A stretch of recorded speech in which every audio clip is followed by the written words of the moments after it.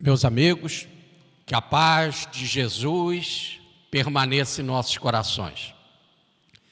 É uma alegria voltar ao Templo Espírita Tupiara, essa casa de bênçãos, e comemorarmos juntos as lembranças do amigo, do protetor, do generoso e devotado companheiro Adolfo Bezerra de Menezes. Doutor Bezerra nos enche de entusiasmo e coragem para continuarmos na vida que foi planejada por nós mesmos, com o auxílio da equipe de Bezerra de Menezes, para que aqui na Terra pudéssemos encontrar a nossa recuperação espiritual, a nossa saúde para Cristo, a nossa confiança, a nossa fé. É bom que se diga que quando se frequenta uma casa como Tupiara, nós não chegamos aqui por acaso. O acaso é o pseudônimo de Deus quando Ele não quer assinar. Já está tudo determinado. Muitas vezes a gente pergunta: como você conheceu o Templo Espírita Tupiara? E as pessoas dizem: porque eu estava doente. E aí as pessoas falaram, já uma amiga falou, uma vizinha ou um parente: você já foi no Tupiara? Já pediu uma cirurgia no Tupiara? E foi assim que eu conheci. O outro vinha passando aqui na porta e resolveu entrar. Um outro recebeu a informação através de um livro, né? Ou distante, em outro estado, pouco importa. Esse é o lado externo das coisas. Quando se entra no Templo Espírita Tupiara, é porque o planejamento já era espiritual. A nossa vida está, podemos dizer, determinada.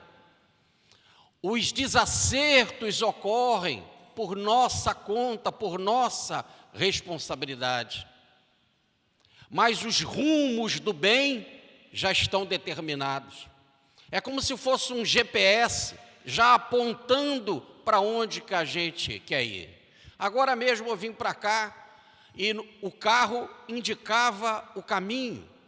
Indicava para onde que nós tínhamos de dobrar, para que rua, e dizia até o tempo previsto para chegar aqui.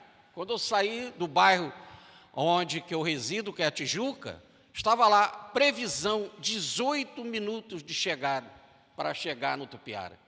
Em outras palavras, nós já temos esse tipo de instrumento aqui na Terra para guiar os nossos passos. Vocês podem imaginar que todo instrumento criado aqui tem o seu pré-requisito no plano espiritual. Todas as descobertas aqui na Terra começam no plano espiritual. Então, evidentemente que ele já tem instrumentos muito mais eficazes, poderosíssimos, que acontecem, que planejaram a nossa vida antes de nós nascermos. Então nós temos um mapa para cumprir.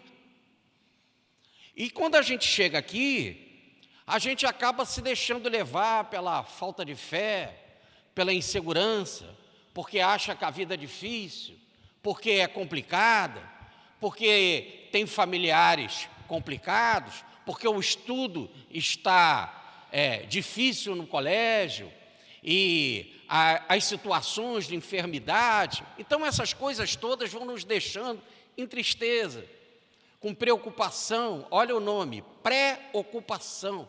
A gente fica antes já ocupado daquilo, gastando energia, perdendo energias. E descontrolamos as nossas emoções. Muitas vezes, pela falta de segurança, nos deixamos nos levar pelos gritos, pelas ofensas, pelas mágoas. Quantas mágoas nós guardamos, quantos inimigos.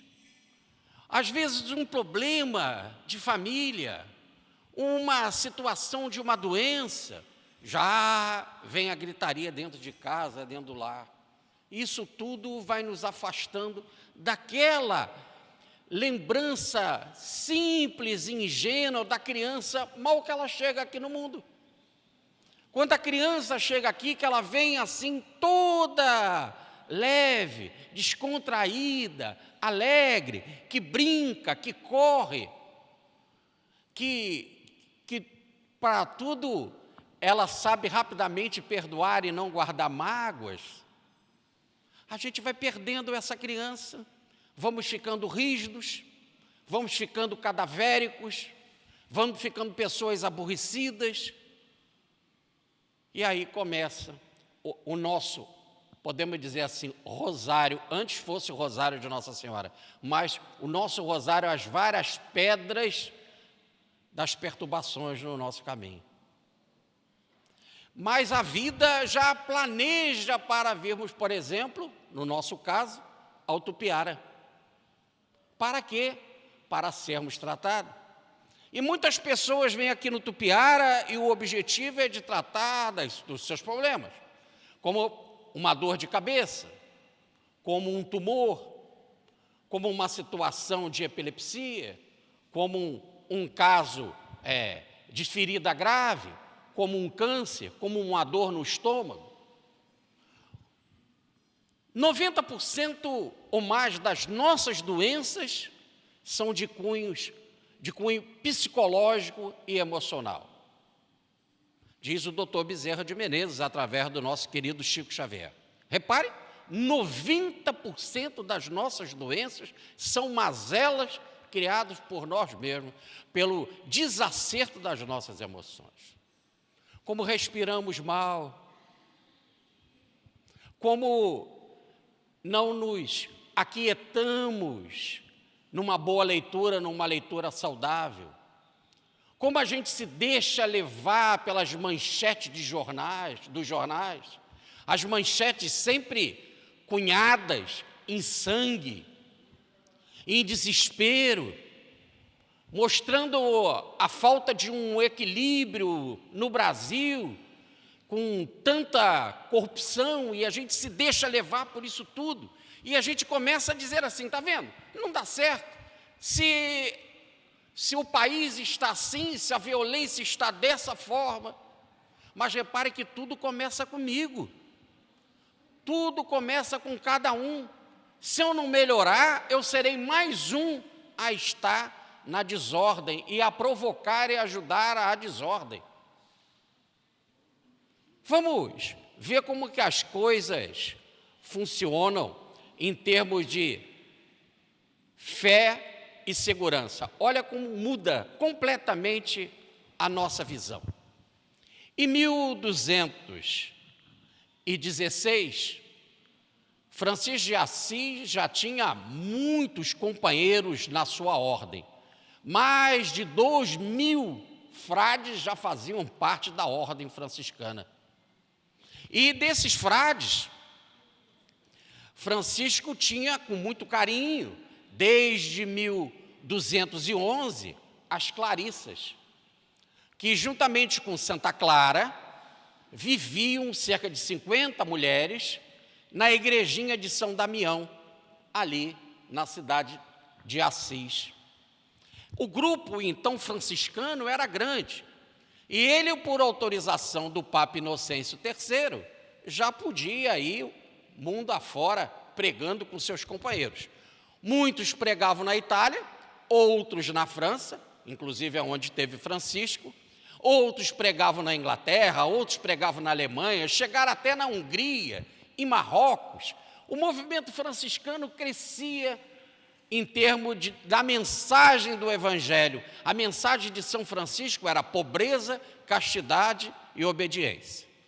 Mas precisamente no dia 16 de julho de 1216, Francisco soube que ali pertinho de Assis, na cidade de Perugia, estava o Papa Inocêncio III. O Papa que autorizou a ordem dele, que autorizou as suas pregações. Então ele foi lá para, para papear ou trocar mensagens de carinho com seu amigo. E quando ele chegou lá, qual foi a sua surpresa?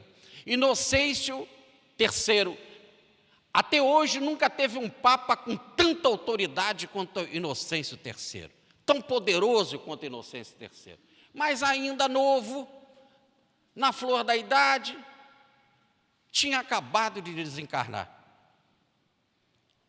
Por enquanto que estavam todas as autoridades religiosas, os cardeais e políticos das regiões circunvizinhas, chegando para saudar o novo Papa, que estava sendo entronizado, chamado Honório III, o Inocêncio III ainda não tinha nem sido feito o velório dele.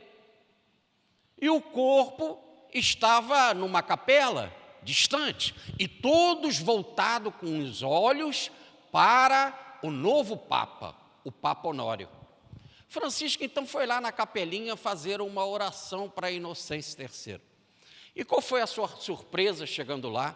A capela estava vazia, o caixão preliminar, porque depois ele receberia numa solenidade algo mais luxuoso, mas o caixão preliminar estava aberto, ele se encontrava nu, sem os seus anéis, e Francisco viu, então, que o Papa Inocêncio III, ou melhor, o seu corpo, havia sido roubado. Ladrões entraram lá e roubaram as roupas dele, roubaram as joias, ele estava nu e completamente abandonado pelos seus amigos, porque todos já estavam saudando o novo Papa, para ter os seus encaixes e as generosidades das indicações políticas e religiosas. Francisco ficou profundamente triste com isso, mas foi aquela tristeza,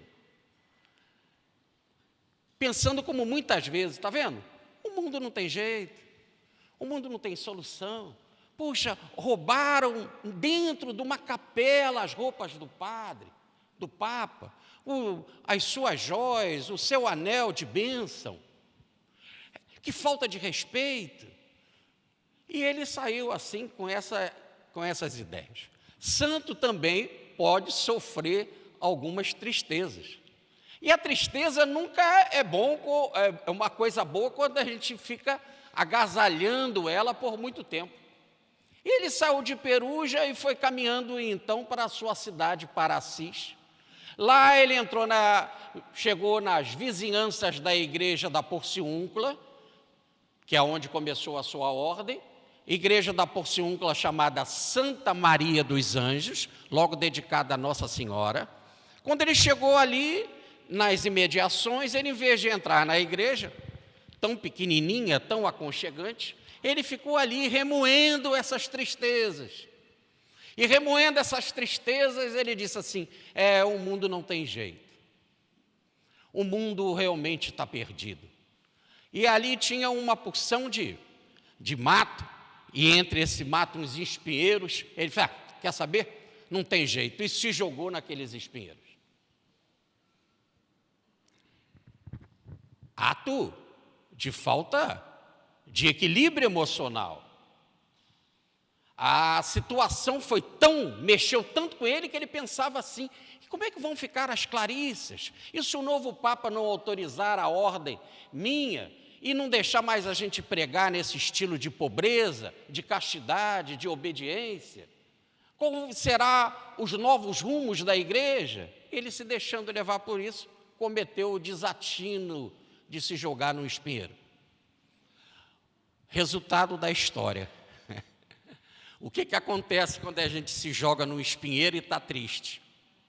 Continua triste e cheio de espinho. Não resolve nada, só piora a situação. A tristeza persistiu e ele ainda ficou todo cheio de espinho. E aí, agora, aquilo doía e ardia, e agora começa o trabalho de cura. Então, ele teve de arrancar aqueles espinhos. E conforme que ele foi arrancando os espinhos, e como eu falei que ele estava ali nas redondezas da igrejinha de Nossa Senhora, ele começou a ir se arrastando para a igrejinha de Santa Maria dos Anjos. E assim, tirando os espinhos, aquela igrejinha é muito pequenininha, é muito pequena mesmo. Então, ele ali naquele local, ele começa a ver que não tem mais paredes, começa a ver que não tem mais o teto. E ele ali então vai se tranquilizando e vai orando e vai buscando o equilíbrio emocional. E conforme que ele foi buscando o equilíbrio emocional, de repente ele estava tomado de amor pela mãe de Jesus, por Maria de Nazaré. E qual é a sua surpresa? Que aparece naquela imensidão do céu, porque as paredes sumiram da igrejinha da Porciúncula e o teto também, num fenômeno espiritual extraordinário. E o que aparece? Jesus, Maria e a corte celeste, os anjos, para Francisco de Assis.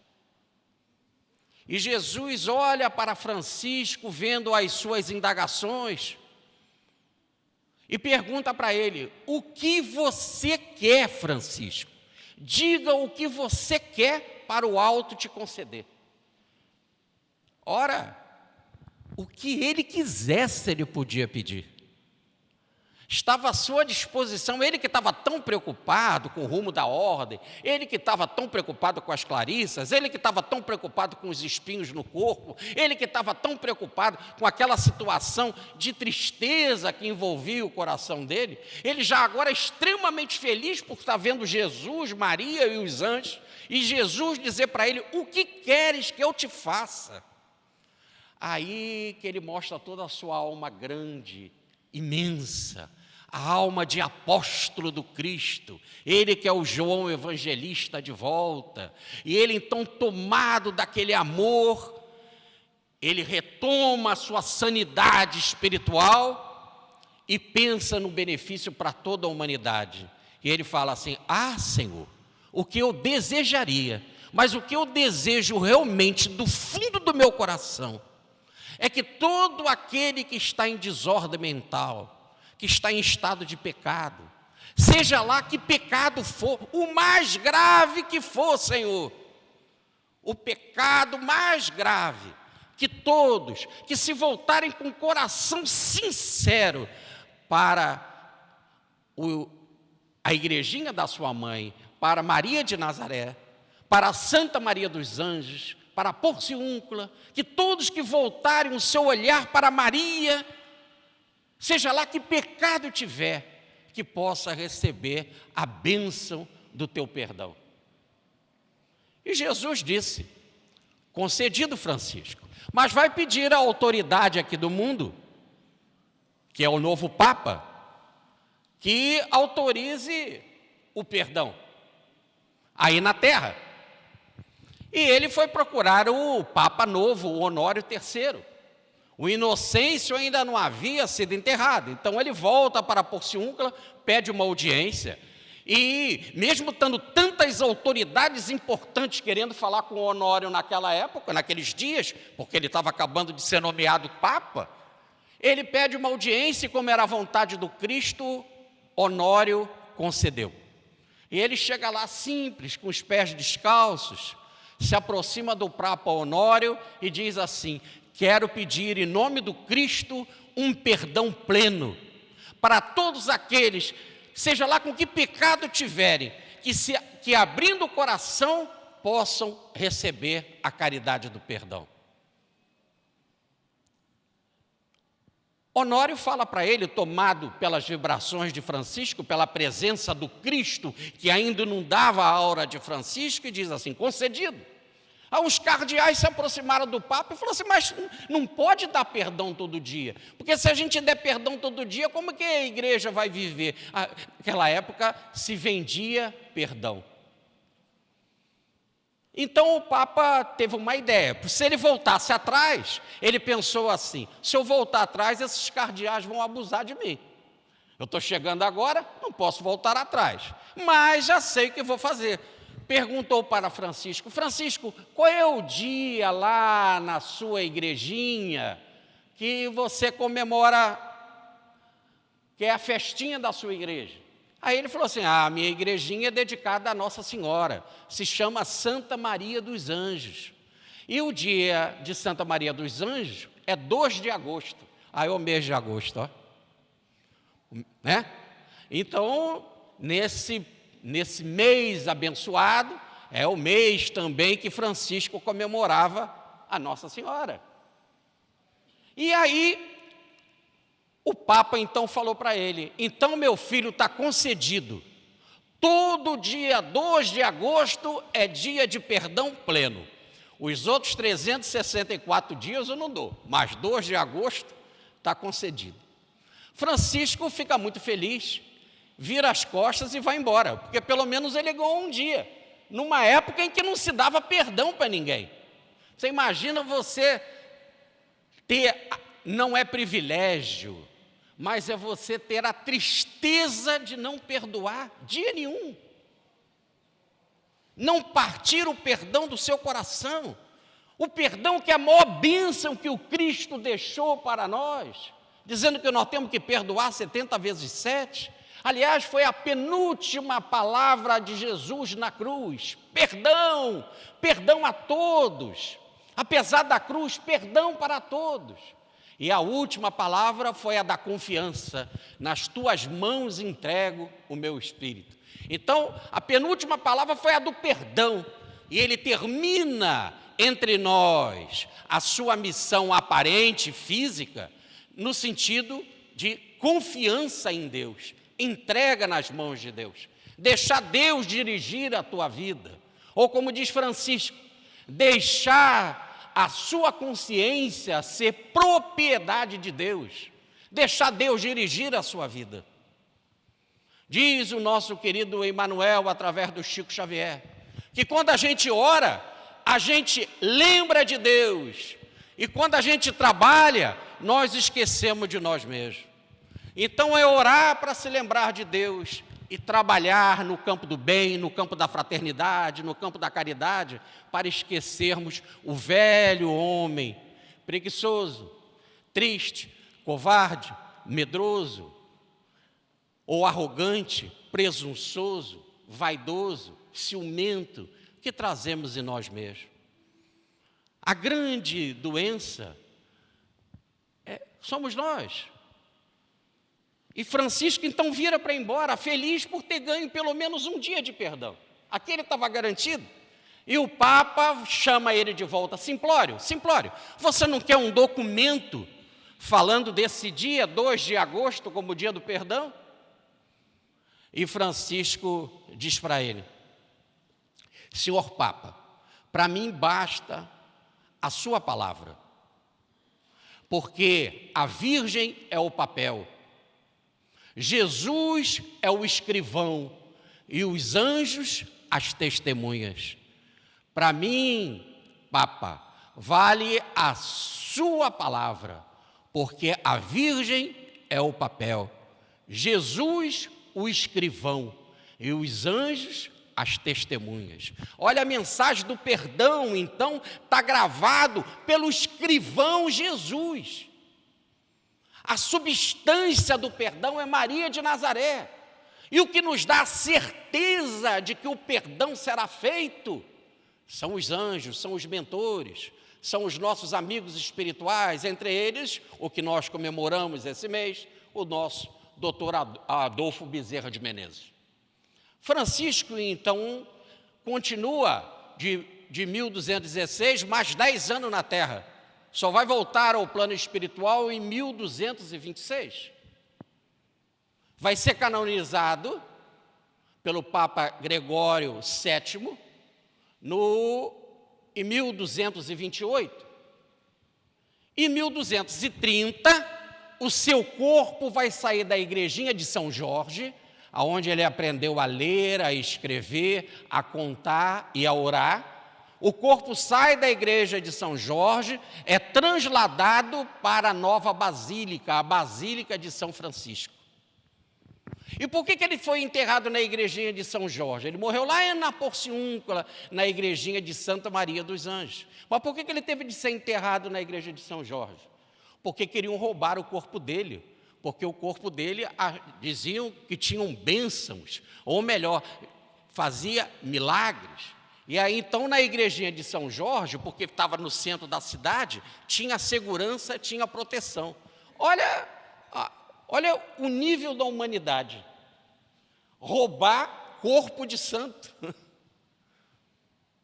Como se um ato de roubo pudesse, de alguma forma, fazer algum milagre, ou depois de fazer alguma cura, alguma bênção, numa atitude extremamente errada perante a religião. Então, ele precisou ficar ali na igreja de São Jorge para poder o corpo ter proteção. Aí construíram uma basílica maravilhosa, que é a Basílica de São Francisco, que na época não existia o Vaticano ainda. Só 300 anos depois, mais ou menos, que o Vaticano será construído. Então, naquela época, a Basílica de São Francisco era a maior do mundo. A maior do mundo. O Papa, quando queria guardar dinheiro em caso de guerra, guardava na Basílica de São Francisco, dada a segurança, a proteção.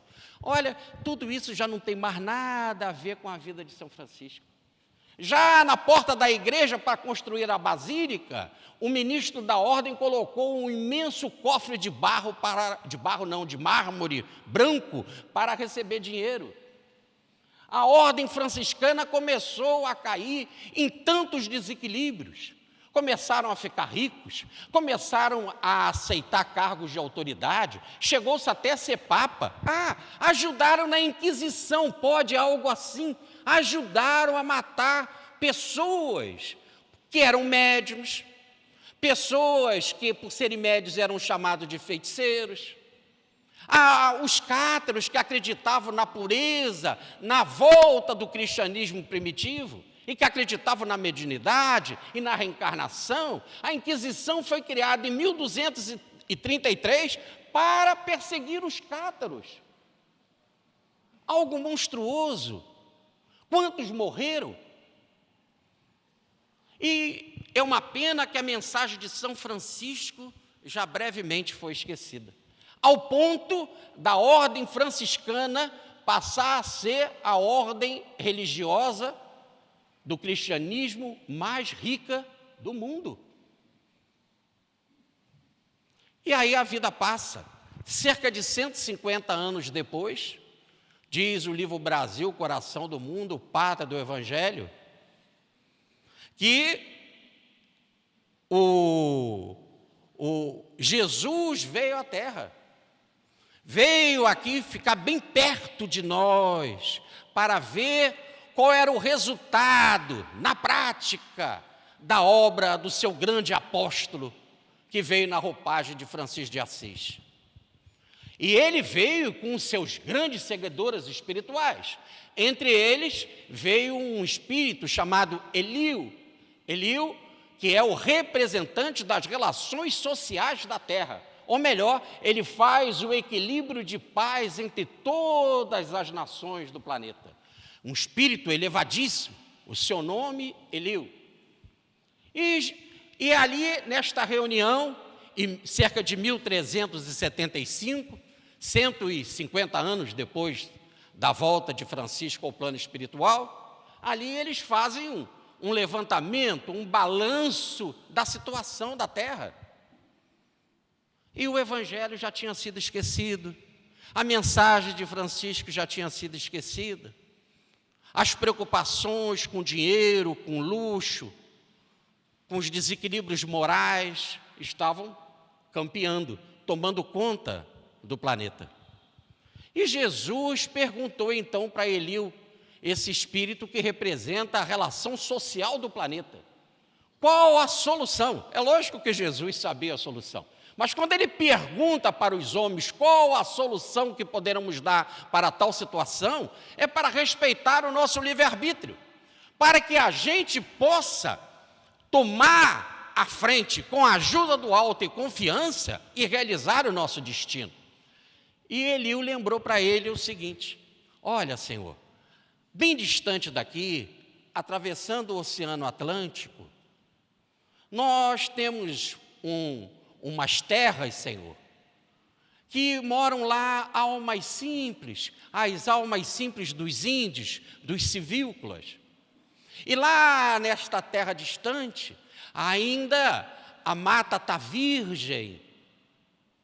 E no céu, nós temos a representação da tua cruz, que é o Cruzeiro do Sul, que é como se fosse uma obra de arte que o Criador fez para comemorar, muito antes da cruz do Cristo, o trabalho de amor e generosidade que Jesus ia fazer na terra, que foi a mensagem da cruz, com a mensagem do amor e do perdão e da fraternidade. Quando ele, com braços abertos, abre o seu coração para Deus e ensina a humanidade a perdoar e a subir para Deus também.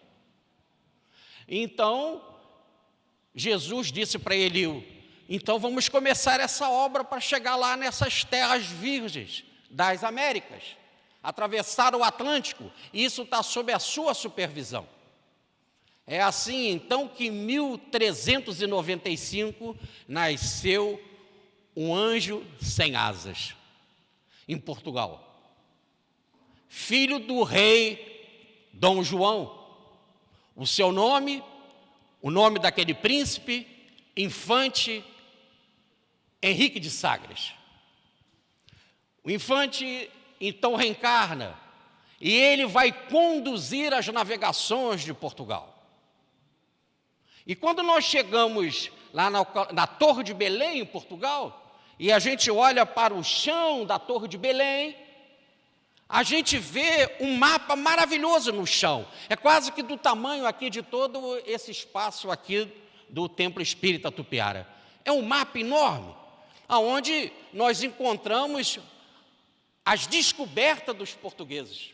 Os portugueses, por causa do impulso do infante Dom Henrique, eles descobriram terras em todos os continentes. Passou a ser a nação mais poderosa do mundo. Estiveram no Canadá, estiveram aqui na América do Sul, estiveram por toda a África, no lado ocidental, lado oriental, na Oceania e na Ásia, quando descobriram o caminho para as Índias e trazendo as especiarias. Então, o trabalho cresceu.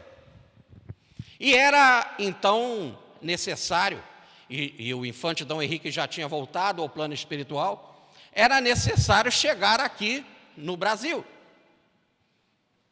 E para chegar aqui no Brasil, foi montada a maior esquadra de todos os tempos. Ali em Portugal, há uma cidade chamada Setúbal, onde tinha um mosteiro das Clarissas. E a ama de Dom Manuel, que era o rei na época, a ama de leite dele, vivia naquele mosteiro. E ele, como era muito ligado a ela, ele visitava o mosteiro lá na cidade de Setúbal, sempre. E ficou encantado com a disciplina, como que eles conheciam sobre o Evangelho, sobre Jesus, como as freiras eram disciplinadas, educadas, religiosas, muito bem administrado.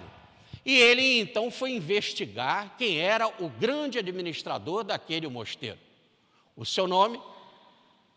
Frei Henrique Soares, ou Frei Henrique de Coimbra. E ele chamou o Frei Henrique Soares para ser o coordenador espiritual das caravelas de Pedro Álvares Cabral.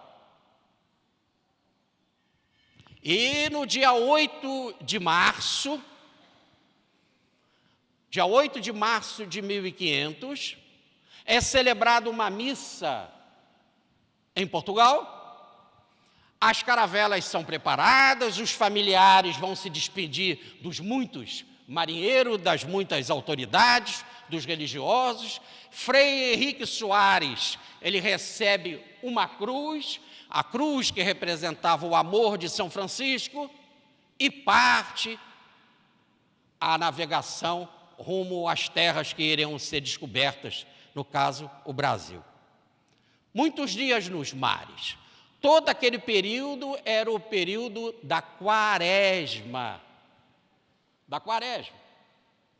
E quando chega o dia 21 de abril, onde que, até aquele momento, todas as celebrações da Quaresma eram feitas no navio. Henrique Soares, juntamente com 7 outros companheiros, muitos teólogos e músicos, veem, juntamente com Cabral, algumas aves e algumas plantas. E se tem ave e tem planta, significa que tem terra próxima. É quando, então, no dia 22 de abril, eles olham um monte lá em cima, e mostrando, então, a terra, né? E falam aquela célebre frase, terra à vista! E, por inspiração de Frei Henrique de Coimbra, aquela primeira terra, aquele primeiro monte foi dado Monte Pascal, porque estávamos na semana da Páscoa, e a Páscoa é a semana da ressurreição. E no dia 23 de abril, Nicolau Coelho, um especialista em navegação, pisou a nossa terra pela primeira vez, desceu do barco e pisou. Dia de São Jorge, 23 de abril. Então ele pisa a terra e conversa com os índios pela primeira vez. Evidentemente, não havia diálogo por falta do conhecimento da língua, mas há uma relação de amizade, de carinho, por troca de presentes. Até que no dia 26 de abril, numa ilhota bem próximo da água, da terra, numa ilhota, é celebrada a primeira missa no Brasil. 26 de abril, um domingo, o domingo de Páscoa. E nessa celebração, os índios participaram também. Não entendiam o que falavam. Levantavam. Quando os portugueses levantavam na missa, quando eles já ajoelhavam, eles já olhavam também. Quando faziam o sinal, eles faziam também. E um índio mais idoso fez a correlação, apontando para a cruz e apontando para o céu, fazendo a correlação entre a cruz e o céu. Por isso que o médico da expedição de Cabral, o nome dele era o físico João era o médico-chefe da expedição, ele trouxe um instrumento chamado astrolábio para medir as nossas estrelas e mandar uma carta para Dom Manuel falando da localidade precisa nos céus. E foi ele que deu o nome pela primeira vez, está em carta que foi caminhada junto com a de Pero Vaz de Caminha, que é a carta principal do descobrimento do Brasil. Nessa primeira carta ele coloca lá o nome Cruzeiro do Sul. Esse grupo de estrelas que mostra a cruz nos céus já era conhecido desde 1470, mais ou menos. Mas esse nome Cruzeiro do Sul foi dado pela primeira vez. E como é que passou a ser conhecida a nossa terra? Ilha de Vera Cruz, ou Ilha da Cruz Verdadeira, que é a cruz do Cristo. E qual foi o segundo nome? Quando viram que não era uma ilha, Terra de Santa Cruz. E depois é que passou a ser conhecida como Brasil. Brasil é o nome comercial, porque eles cortavam pau-brasil para fazer a tinta vermelha. Porque os portugueses eles nada mais significam, diz o livro Brasil, Coração do Mundo, a reencarnação do povo fenício, de séculos e séculos antes de se formar Portugal. E os fenícios têm esse nome fenício porque vem de vermelho, e eles vendiam uma tinta vermelha. E os próprios fenícios vão reencarnar como os portugueses. Por isso, esse complexo, ou podemos dizer, essa determinação, como eu falei para vocês, está tudo planejado. Por isso que os portugueses vão atrás da tinta vermelha. Já era o passado deles. A história se repete porque os personagens são os mesmos. Nós estamos na nossa família com aqueles mesmo do passado. A nossa família é essa. Nós estamos com as pessoas certas, no momento certo, na hora certa da nossa vida. E está tudo planejado. Agora, quando termina a missa, o infante Frei Henrique de Coimbra vai fazer a sua pregação no final da missa. E o tema da pregação escolhida foi a passagem que Jesus aparece para o apóstolo Tomé e pede para Tomé: Tomé, sou eu mesmo, está em Lucas capítulo 24, versículo 39. Tomé, vede que sou eu mesmo, porque um fantasma não tem carne e ossos como eu tenho. Coloca a mão aqui, Tomé, e veja, olha as minhas chagas nos pés, do lado, nas mãos. Então falou sobre a dúvida de Tomé e a certeza absoluta de que a vida continua, que o túmulo do Cristo está vazio, que não há a presença de sangue, nem de cinzas humanas, nem uma lápide, aqui jaz. O que apareceu para Maria de Madalena foi um anjo dizendo assim: por que procura entre os mortos aquele que vive, aquele que está vivo? Então foi essa a mensagem, foi essa a primeira mensagem de Cristo nas terras do Brasil. A mensagem da fé que o apóstolo Tomé tem que ter. Aqui eu quero abrir um parêntese, porque nós estamos em 1500, precisamente no dia 26 de abril de 1500. Ora, em 1549, chega aqui pela primeira vez na Bahia os jesuítas, entre eles o padre Manuel da Nóbrega.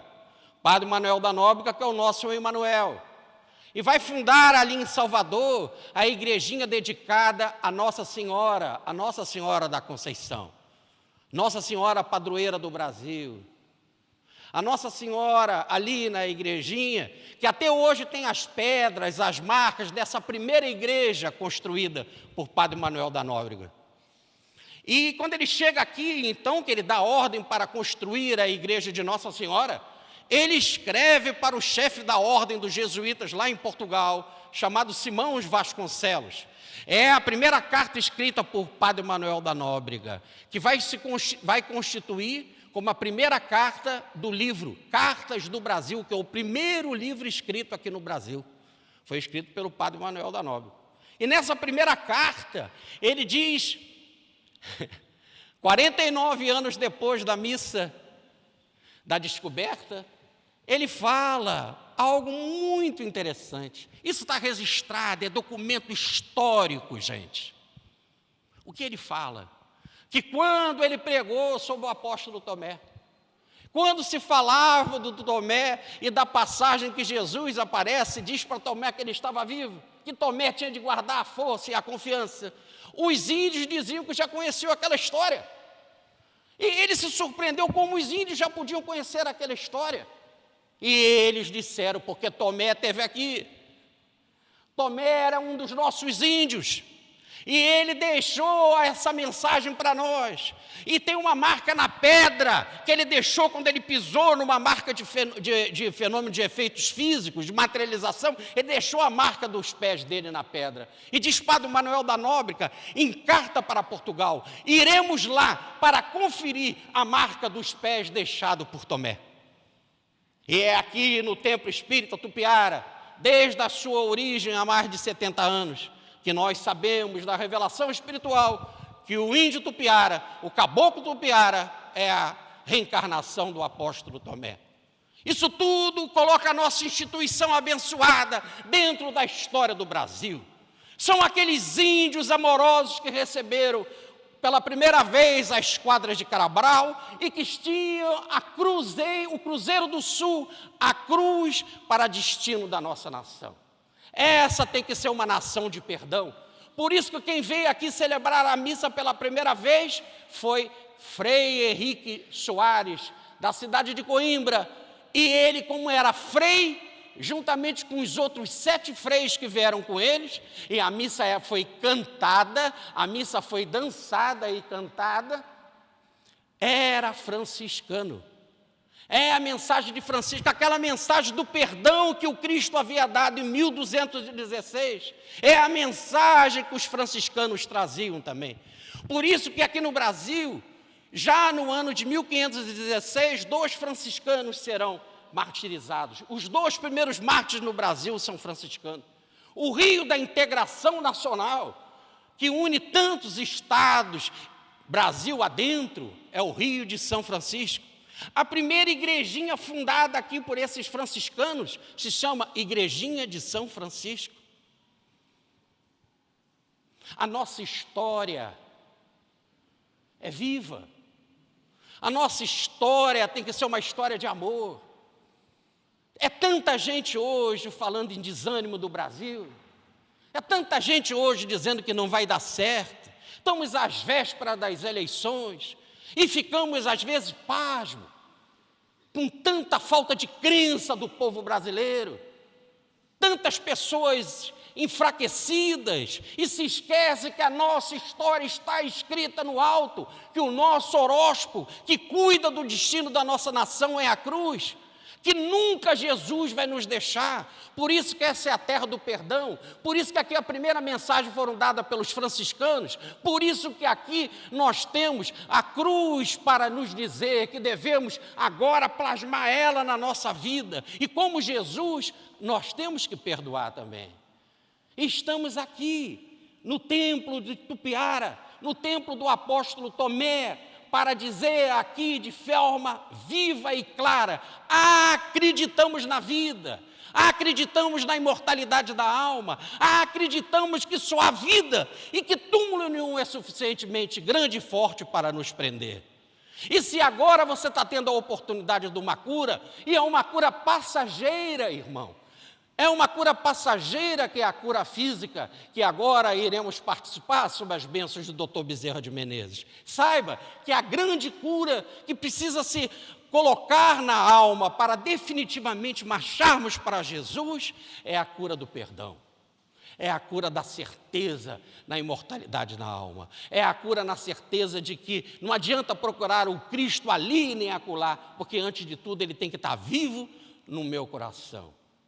Por enquanto que eu não guardar essa certeza, mas você pode dizer assim: mas Jorge, eu tento, mas é difícil.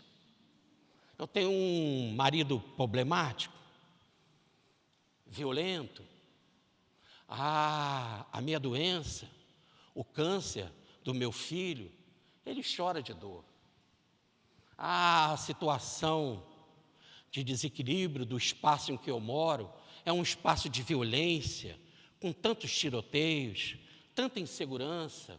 Ainda tem o caso do desemprego. Eu estou desempregado, o meu marido, e o país está nessa situação de 13 milhões e meio de desempregados.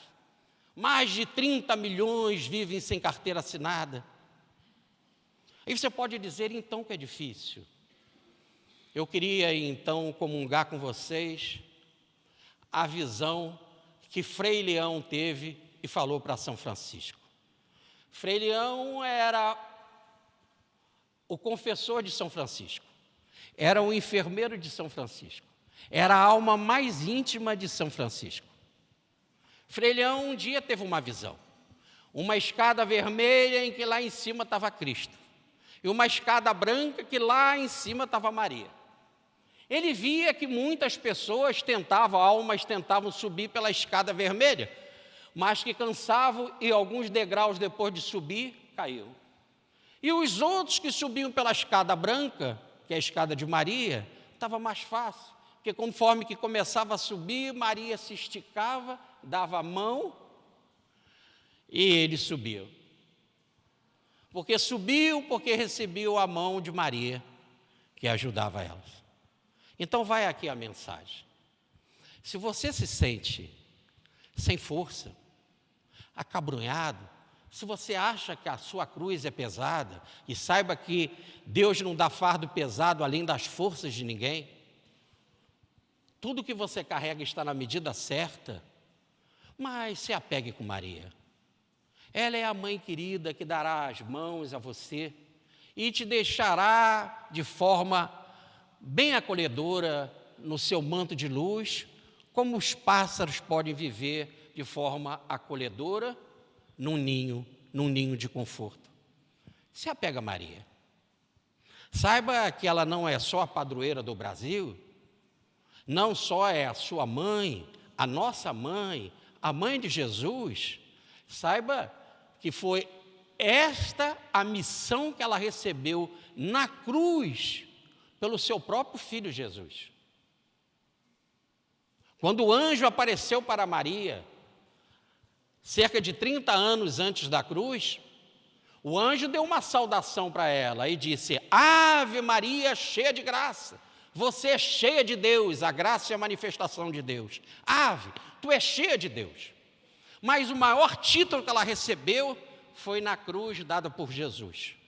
Quando o mestre estava ali crucificado, com o escravo nos pés e nas mãos, diz o texto, e a gente lê rapidamente e às vezes não presta atenção, que Maria estava em pé ao lado da cruz.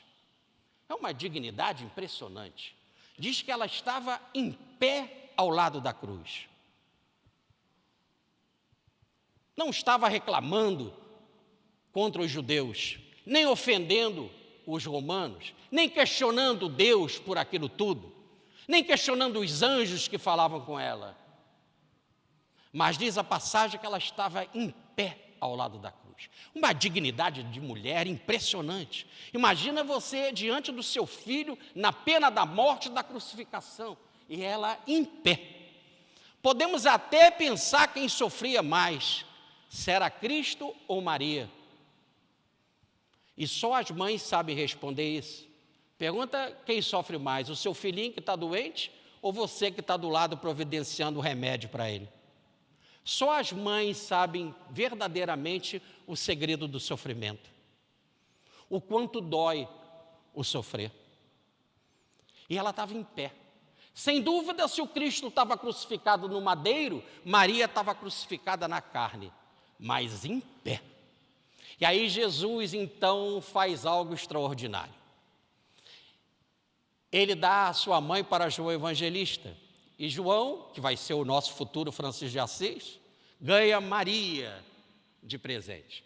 Mas quando Jesus doa a sua mãe, ele não está doando a sua mãe no sentido, toma minha mãe e fica com ela para você, como se ele ficasse sem mãe. Não, ninguém doa a mãe para ficar sem mãe. Ele compartilhou a mãe com o discípulo. Toma, você que agora vai ficar sem mim, você vai ter uma mãe que vai te acompanhar. A minha mãe, eu quero compartilhar ela, que nem a gente compartilha as mensagens agora no Facebook. Ele, de alguma forma, fez também esse compartilhamento da sua mãe com João Evangelista. E ele disse, filho, eis tua mãe, mãe, este é o filho. E ali ela ganha o maior título de todos os tempos da história da humanidade. A mãe universal da cristandade. Essa é a nossa mãe. Confia nela. É a mãe do Brasil. Que seja a mãe do seu lar, que seja a mãe da sua vida. Traga ela para junto de você. Saiba que Bezerra de Menezes é um legionário de Maria. Quando chamar Bezerra, Bezerra funciona através de Maria. Traga Maria para a sua vida, para a sua casa, para o desespero do seu marido, pela situação de desemprego, pela saúde dos seus filhos. Confia. Porque, abrigados em Maria, teremos a certeza de que a nossa caminhada será mais fácil. É um abrigo aconchegante de mãe, de mãezinha querida. Entre as santas, mais santas foste ungida. Senhora da divina providência, cristal de rutilante transparência, que alumia e apacenta as nossas vidas. Nos jardins do Senhor foste escolhida e apontada como anjo de clemência para sofrer a cruz a incoerência da humanidade em luta enraivecida. Virgem Maria, excelsa companheira, ai de nós, dadivosa mensageira, se não foras conosco no caminho. Ai de nós, se o teu hálito bendito não soprasse as correntes do infinito. Ai de nós, se o teu manto não fosse o nosso ninho. Eu desejo a vocês muita paz. Que Dr. Bezerra de Menezes, em nome de Maria, possa chegar no coração de cada um e colocar ali a sua mão generosa, mão de cura, mão de carinho, mão de aconchego. E peço que todos nós nos levantemos espiritualmente para dizer, Brasil, terra do cruzeiro, Brasil, presente me dado por Jesus para ser a terra da minha libertação no campo do amor, da fraternidade e do perdão.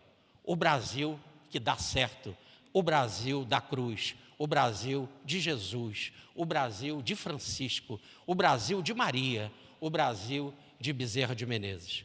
Muita paz.